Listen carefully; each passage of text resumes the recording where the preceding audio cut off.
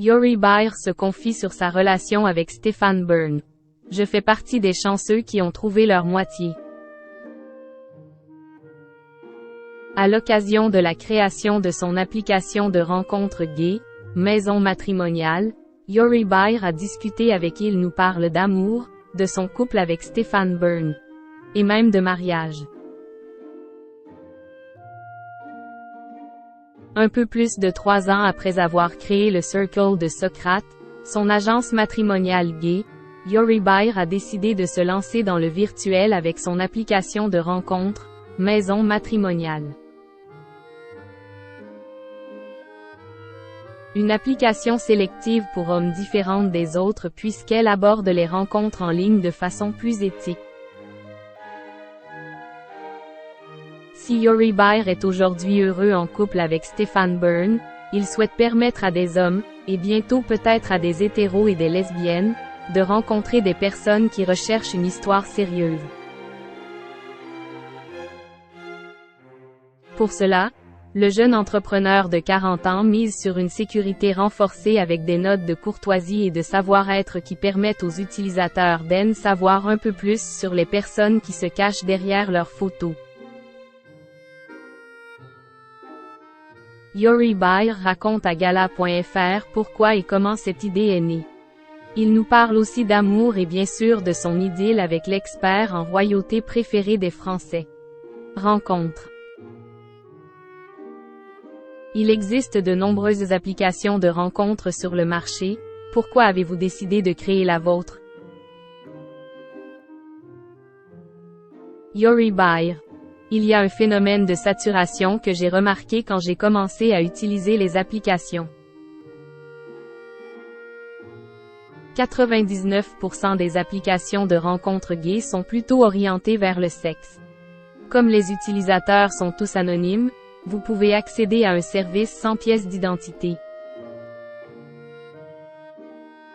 Sans passeport, sans rien, c'est un peu la jungle et vous n'êtes pas à l'abri d'une mauvaise blague, d'un traquenard ou des gens qui sont là simplement pour discuter, mais qui ne cherchent pas grand-chose. Et ça, c'est sans compter les faux profils, les hommes déjà en couple, les adeptes de plans directs ou encore les escortes. À l'époque où j'utilisais les applications, j'étais complètement désœuvrée et je trouvais ça hyper déshumanisant de juger quelqu'un simplement avec une photo. J'avais envie de créer quelque chose de différent. Comme vous le dites, vous avez vous-même utilisé des applications de rencontres il y a quelques années. Quelle a été votre pire expérience? C'est quelque chose d'assez générique, c'est le fait d'être ghosté. Comme c'est anonyme et que les gens s'en foutent complètement, ils vous mettent en attente dans l'espoir de peut-être trouver mieux à côté. Après, j'ai aussi fait des rencontres où des gens disaient qu'ils cherchaient l'amour et ce n'était pas véritablement ça, ils cherchaient surtout du sexe. C'est un peu toujours le cas malheureusement avec les hommes, que ce soit sur les applications hétéros ou gays. Vous êtes en couple depuis maintenant 3 ans et demi avec Stefan Byrne, l'avez-vous justement rencontré sur une application de rencontre? Non, pas du tout. J'aurais bien voulu le rencontrer sur une application de rencontre. Comment vous êtes-vous rencontrés alors? On s'est rencontrés par le biais d'un ami commun qui fait de la politique. Sur la page d'accueil de votre site, on lit le slogan « Ne rencontrez que la crème de la crème des célibataires ». Qu'entendez-vous par là? J'essaye d'attirer des personnes qui cherchent une relation durable, mais qui sont aussi des gens qui sont accomplis, que ce soit humainement ou professionnellement, voire les deux, c'est encore mieux. Le Cercle de Socrate et Maison matrimoniale sont deux projets qui ont comme point commun l'amour. Quel est votre rapport à l'amour? Avec Stéphane, j'ai fait une rencontre qui était presque karmique, parce qu'on s'est reconnu, comme si on se connaissait depuis toujours. Moi, ça m'a troublé parce que j'étais très loin d'imaginer que ça allait se produire avec le Stephen Byrne que je connaissais des émissions, même si honnêtement, je n'étais pas vraiment fan de ces émissions. Croyez-vous donc au grand amour? Oui, depuis que j'ai rencontré Stéphane. J'ai toujours trouvé ça mielleux et mièvre de dire que tout le monde a le droit à l'âme sœur, mais j'ai changé d'avis. C'est donc le grand amour avec Stephen Byrne. Quelle est sa meilleure qualité selon vous? Il rit, ça va peut-être surprendre les gens, mais c'est le plus grand gamin que j'ai jamais rencontré. Et son pire défaut? Je pense qu'il veut trop en faire. Parfois, j'ai l'impression qu'il oublie qu'on a besoin de préserver des moments à nous, des moments pour nous.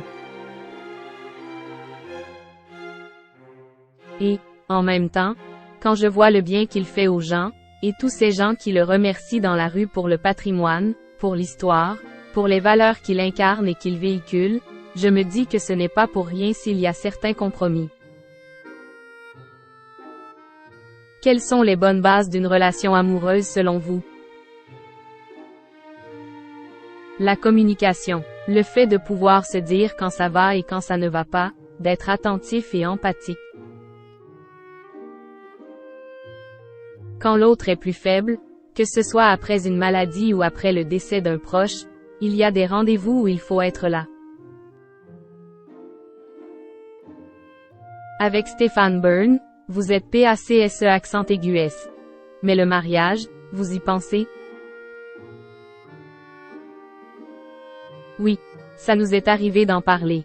Ce que je trouve magnifique, c'est de se marier au bout de 30 ans de vie de commune.